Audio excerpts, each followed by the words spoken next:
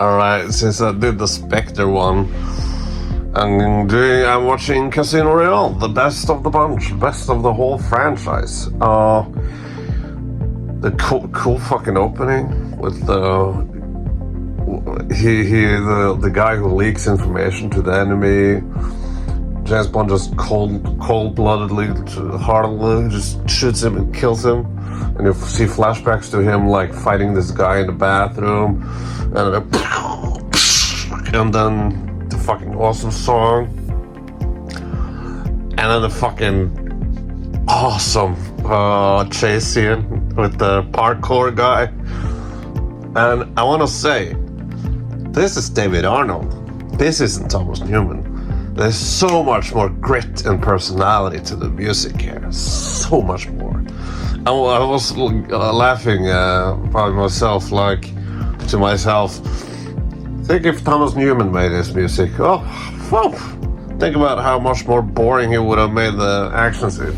No, the music here is excellent. It's excellent. And the colors are popping. I love it. I love the colors popping. Look at this. You can see like you have the contemporary colors. You know, yellow/warm yellow with some cold blue, cold purple. Great. I guess I should do this more professional or whatever, instead of just lying in my couch like a slob. But that's what I am, you know, fucking slob. But Casino Royale is great, you know, it's great. You could argue that it blows its load too early in the film with the parkour chase scene and the airport action scene. But the rest of the film is so good narratively. Like here's the secret. I'll tell you, just between you and me. Not only do I not play cards, I don't know them. I don't know how to play cards. I never played it because I've never been interested. Like, people have tried to teach me playing cards so many times, but I'm not interested. For some reason, I just don't care. I just want to be left alone. So the fact that I am really intrigued and really excited, really following the plot and whatever, but really following them playing cards, which I don't know that. Like, they think about it. Not only do I not know poker, I don't know what a queen means, or a king, or a heart and whatever. I don't know what it means, but it works for me, man. Not a cards guy at all, and it works so good, so well. David Arnold, he really gets that classic Bond sound, you know, it's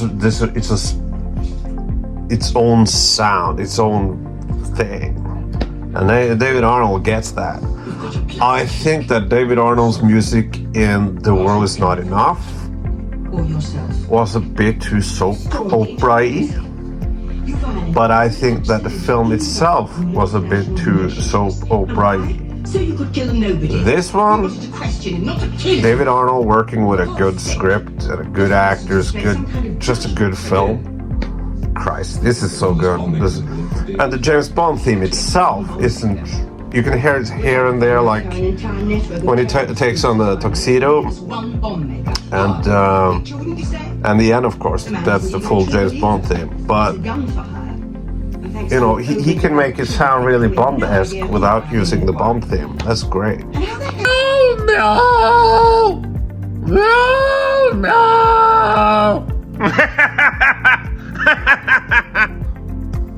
Also, the Vesper theme.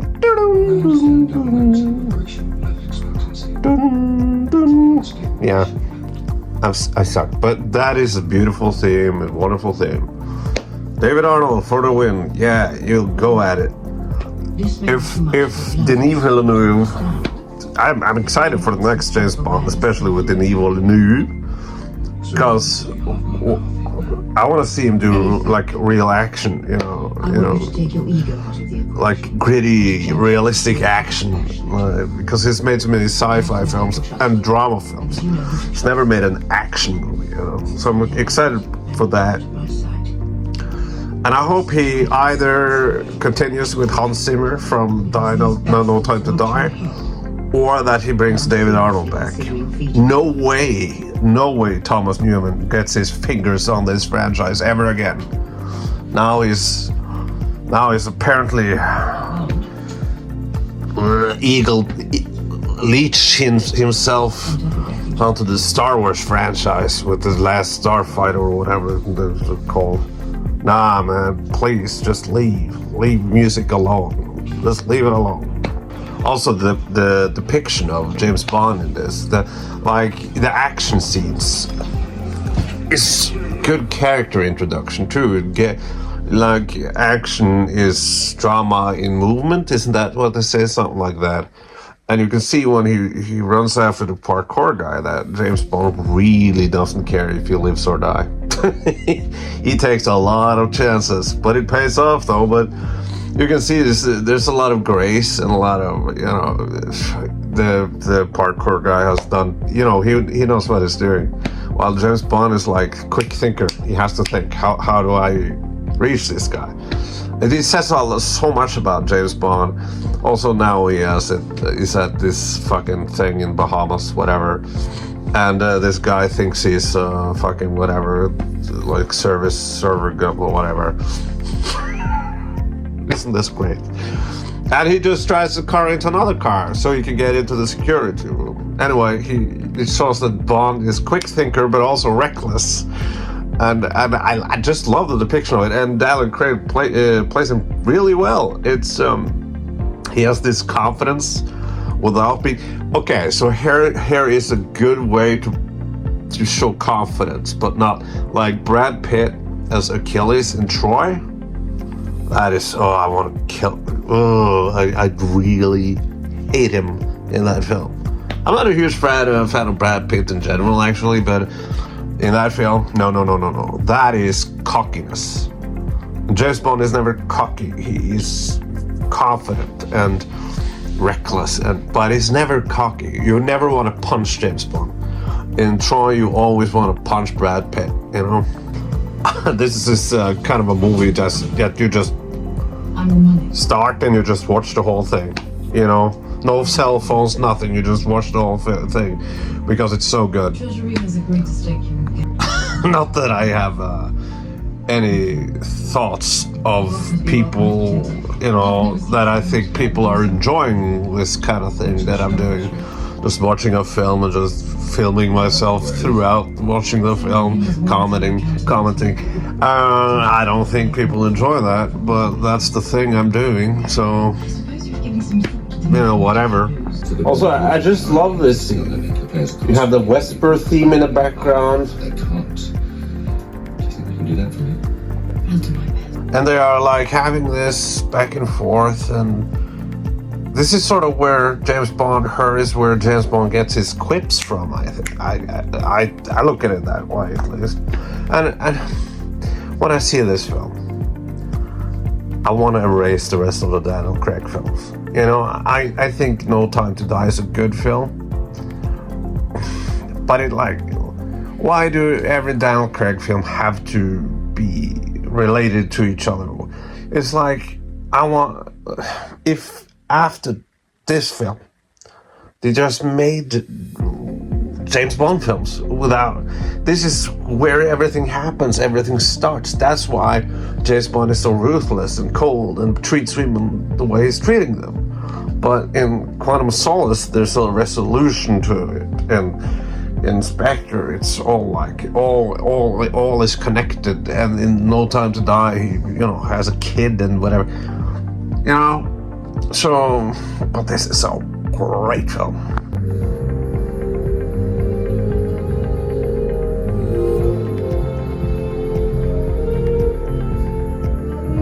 She gave him the dinner jacket. She gave him the tuxedo.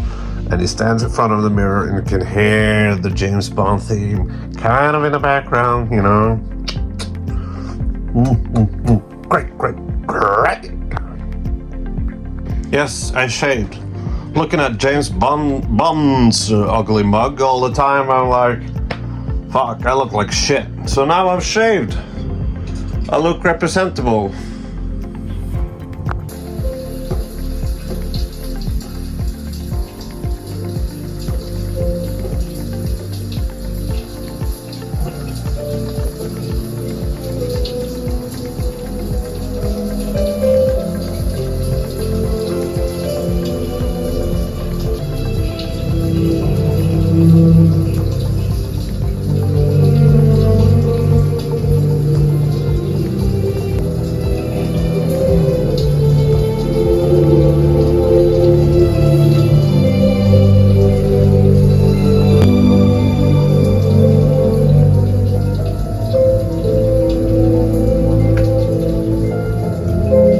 See that, Thomas Newman? That's how you make a fucking theme. That's Vesper's theme. Great, great, great.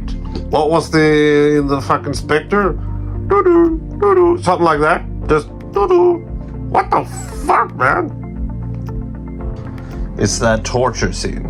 You know, James Bond won the poker thing, and Vesper got kidnapped, and now there's the torture scene with the balls. Whoosh, whoosh, whoosh. Ow, ow, ow.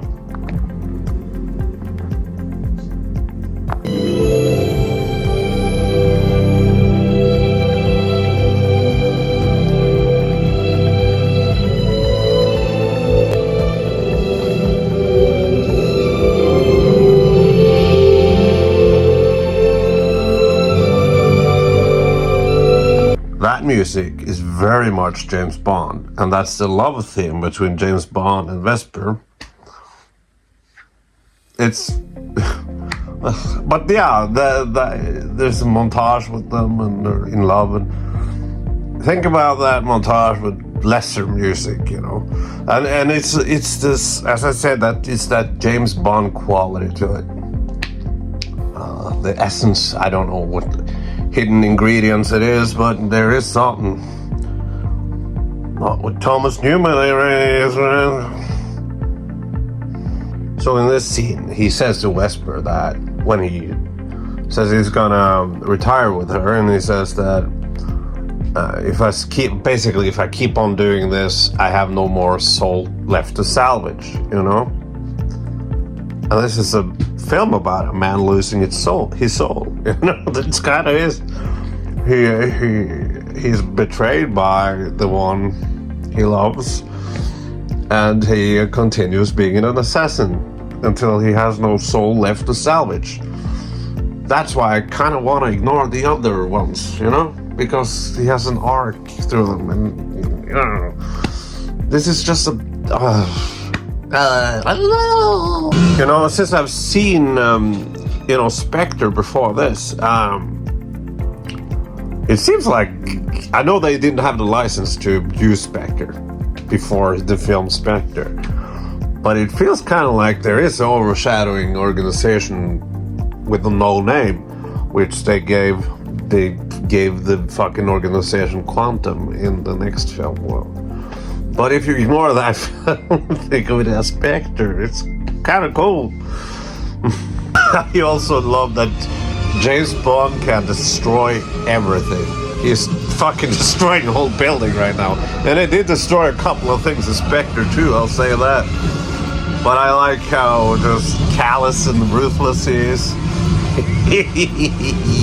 You know what I thought of? This is a great James Bond film and a great film, you know? It's like The Batman. The Batman is a great film and a great Batman film. I just thought of that. I don't know if you agree, but it's the essence of it. You know, The Dark Knight is a really good Batman film too. It's a really good film, but it's very Christopher Nolanized, and the Batman is they get Batman right, like the core of Batman. And this one, oh yeah, they get James Bond right, motherfucker. It's so cool. It's so cool.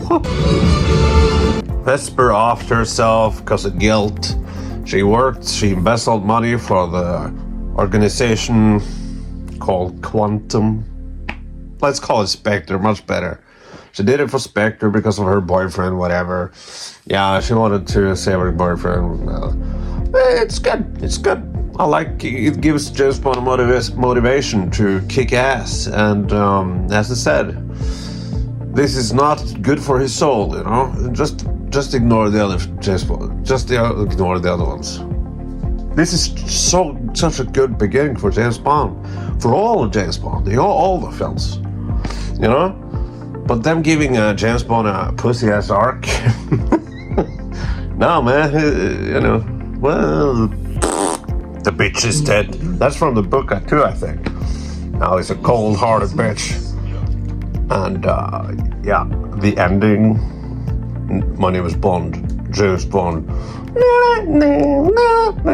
He shoots Mr. White in the leg. This is a great film. I love it. It's fantastic. Love it. Best James Bond film. Yep. This and Tomorrow Never Dies. Yeah, I get flagged for that. I get flagged for liking Tomorrow Never Dies. That's schlock. I like it. It's like Rambo. No, I'm sorry. It's like Rocky 1. It's a really, really good film.